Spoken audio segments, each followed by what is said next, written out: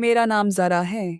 मैं कराची में रहती हूँ और ये कहानी उस दिन की है जब मैंने एक ऐसी चीज़ अपने घर ले आई जिसका होना मेरे लिए सिर्फ एक शौक नहीं, एक लानत बन गया।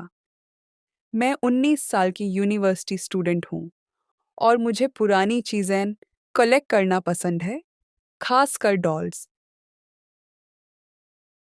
मेरे रूम में एक शेल्फ है जहाँ हर तरह की डॉल्स की कलेक्शन है, लेकिन उन सब में सबसे ज़्यादा अजीब और खतरनाक थी एक डॉल जिसका नाम मैंने रखा था, ईशा। मैंने ईशा डॉल एक पुरानी जंक शॉप से ली थी। वो एक डस्टी शेल्फ पर एक पुराने बैंड बॉक्स में थी।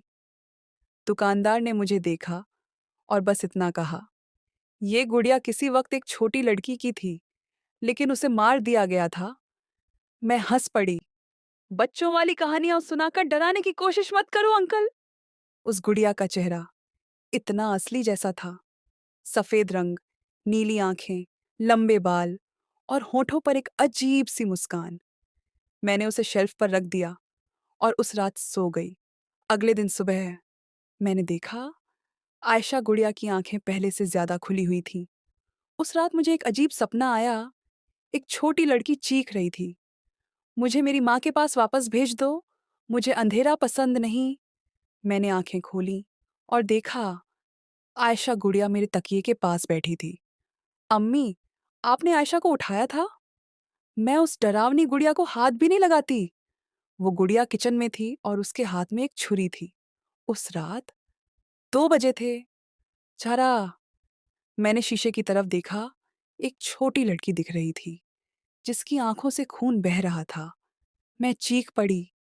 अम्मी दौड़ी आईं और देखा कि मेरे हाथ पर जलने के निशान थे।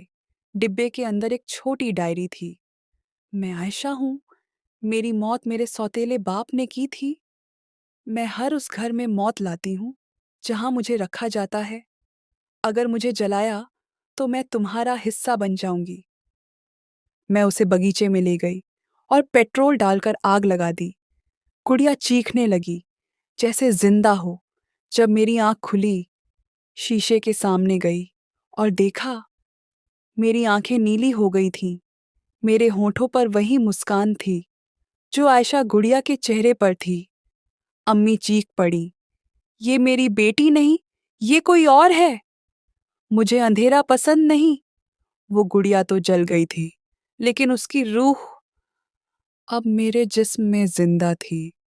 मैं अब जारा नहीं थी, मैं आयशा थी।